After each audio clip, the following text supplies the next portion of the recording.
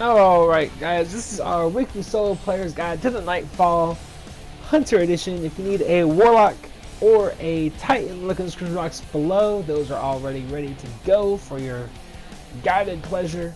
Also, we got a Challenge of Elders guide with a Titan if you're so interested. That's also in the link in the description box below. If you're new to the channel, we do this every single Tuesday and Wednesday. So hit the subscribe button if you're new, because why look anywhere else?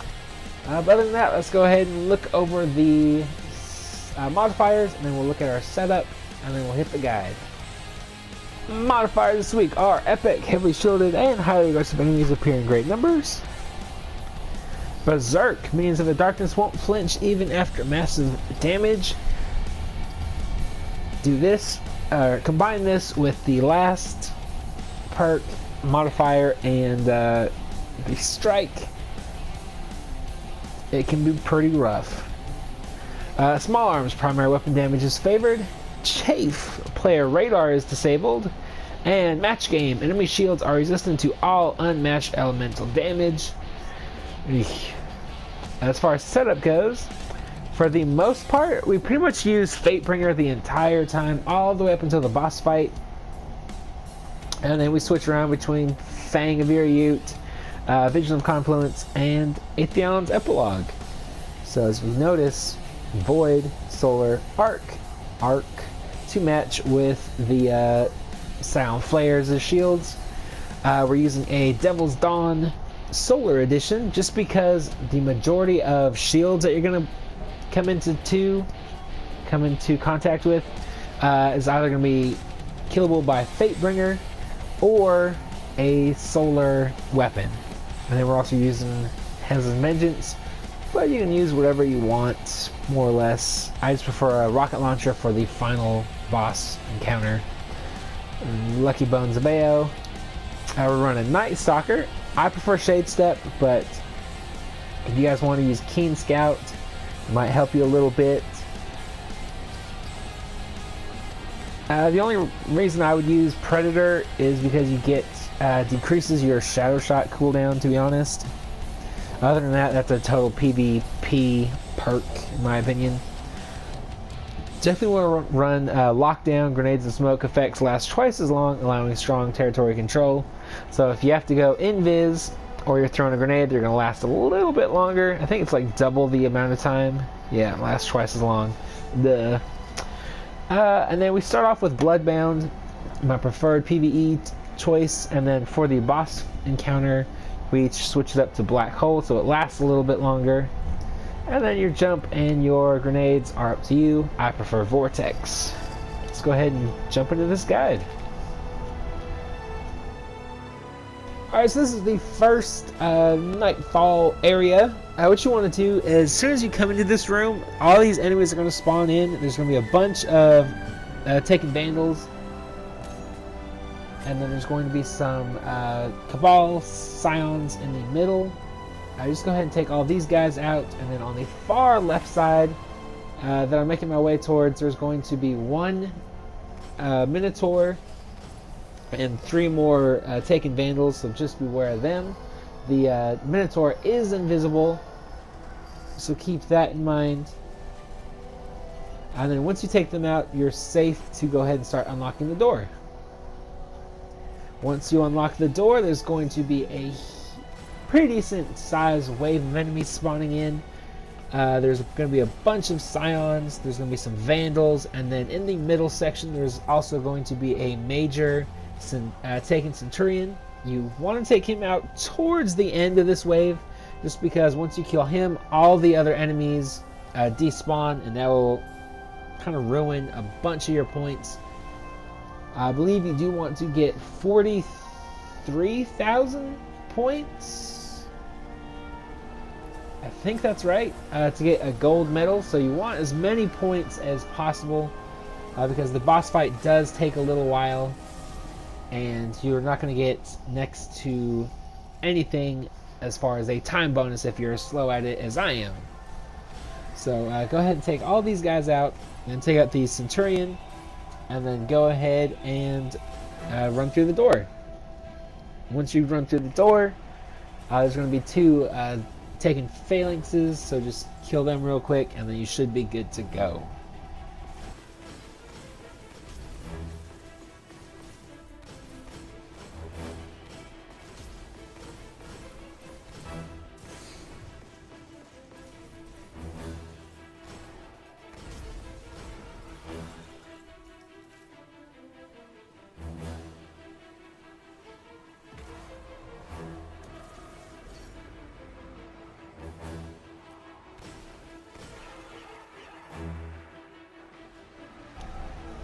Alright, once through the door, there's going to be a bunch of taking hobgoblins sniping at you, so be careful of them. You probably want to take them up first before you jump down here, and then deal with the cabal. There's going to be two centurions, a couple phalanxes, and a bunch of scions. Nothing too major.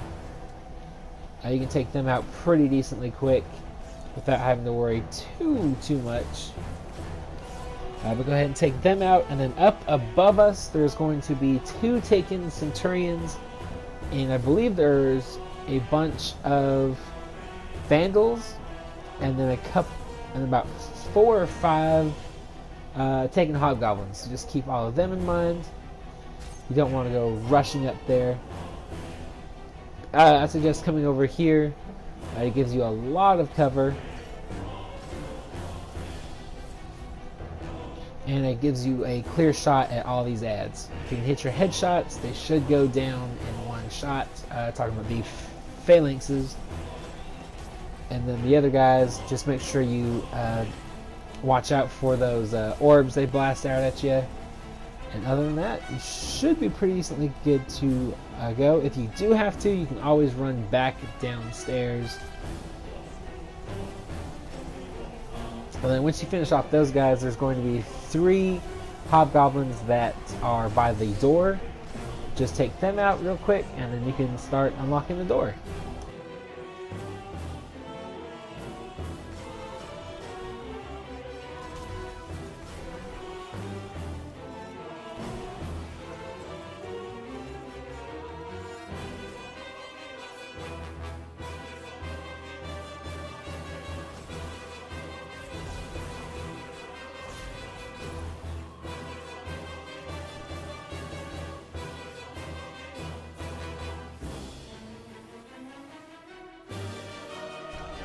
Once you start that process, go ahead and jump all the way back down.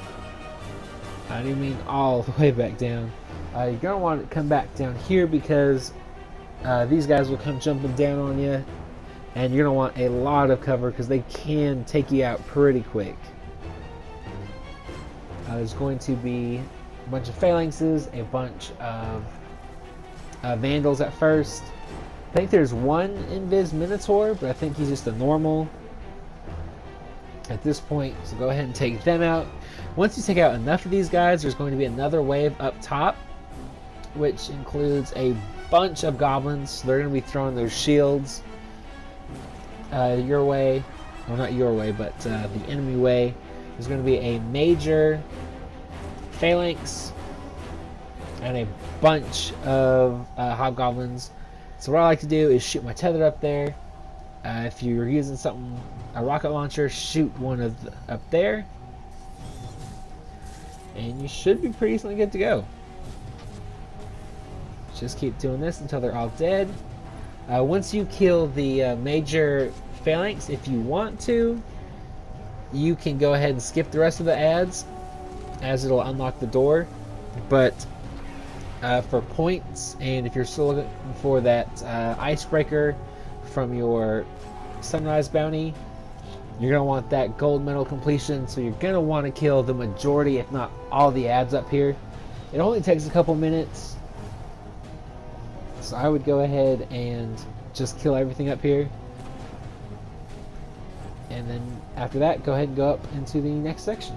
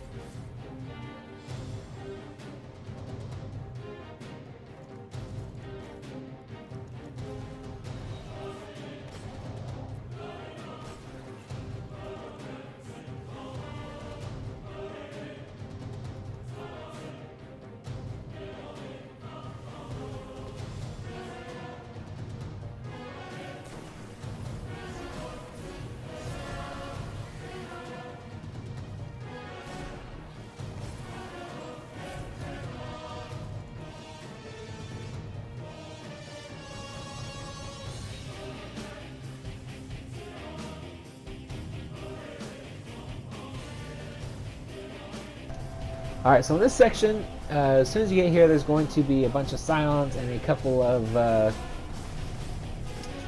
centurions. Sometimes there's a centurion and a legionnaire, sometimes it's a centurion and a phalanx. It just kind of depends on your luck, I guess. But go ahead and take all of them out.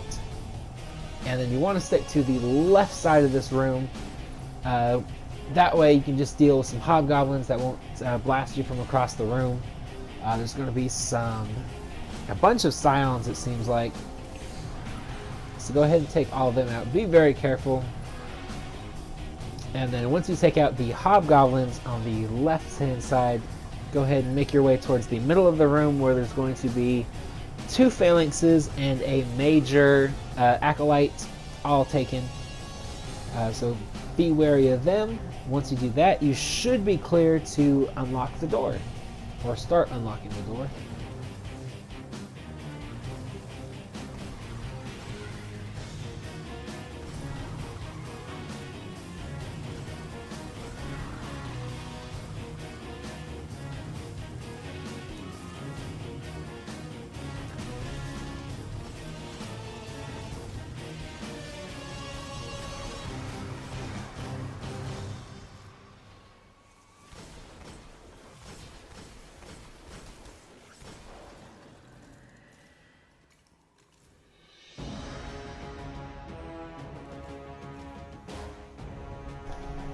Alright, so once you start unlocking the door, go ahead and run right back out of this room, because there's going to be 2 major minotaurs that spawn in, along with a centurion and some goblins. 2 centurions, actually. So go ahead and take all of them out. Once you take them out, there's going to be a wave of acolytes that spawn in. As soon as you start on them, the door is going to open up and there's going to be a full wave of scions. So you want to stay back away from the door. Give yourself some space. You don't want to be right up on there because they will melt you pretty quick. So just be wary of them. If you're using the Fatebringer, Firefly should take out most of them. But just be very careful.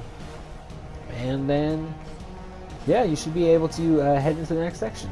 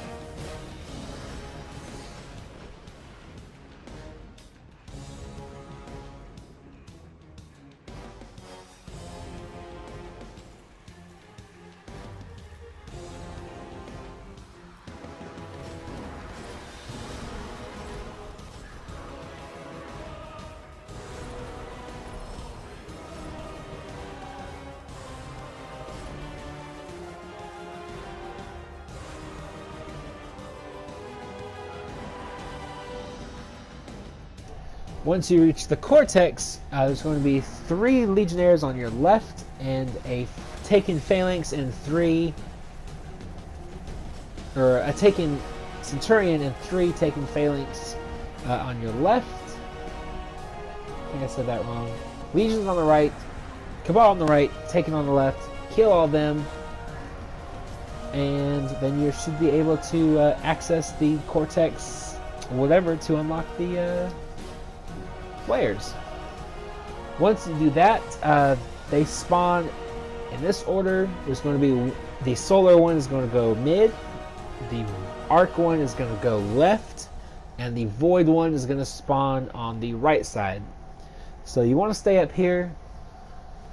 Definitely keep your Fatebringer if that's what you're using, or some sort of hand cannon up here equipped, just because, as you can see, these guys spawn in. There's going to be 2 waves. Once you kill these guys and start on the boss, a second wave will spawn, it seems like, immediately after that.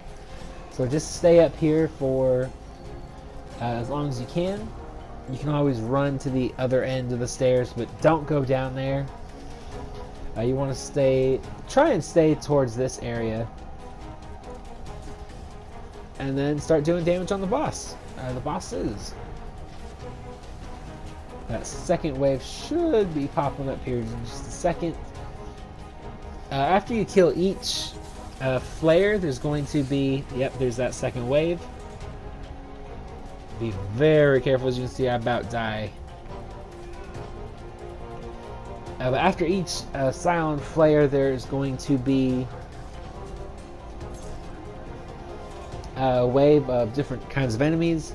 It depends on what you get. Sometimes they're Colossus, sometimes they're just normal Centurions, and other times there is a Major Centurion. In this run, I got a Major Centurion and some Phalanx. So just keep that in mind. As long as you got something solar, they should go down pretty quick. The Colossus won't have any kind of shield, so you can kind of harp on them as you like. Just when if they spawn in, go ahead and just run back up here. That way you can kind of duck behind this cover and their rockets won't hit you, nor will their machine guns hit you. So it's kind of a win-win. Depending on where these guys go. The last couple times the solar guy has gone in that middle crate where the void guy was a bit earlier.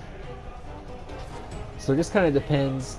I've seen all three of them switch sides, so just kind of take your pick on one, focus on that one, switch your primaries, go to the next one, switch your primaries again if you're using adept weapons, that is, and just kind of chiseling down. So I'm just going to go ahead and speed this up a little bit so you guys can see what it's like, how I do it. Hopefully this guide helped you out. If it did, hit the like button. If you're new to the channel, subscribe so you don't have to look anywhere else for some awesome guides. And other than that, I'll talk to you guys later.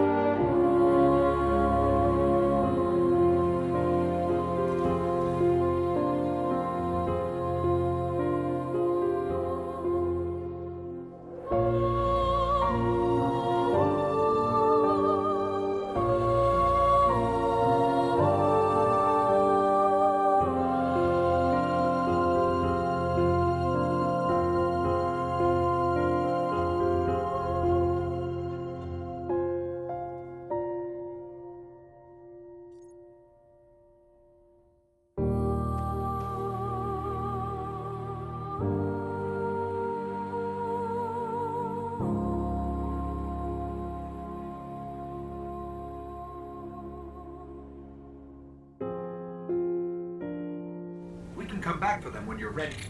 Let's get you home.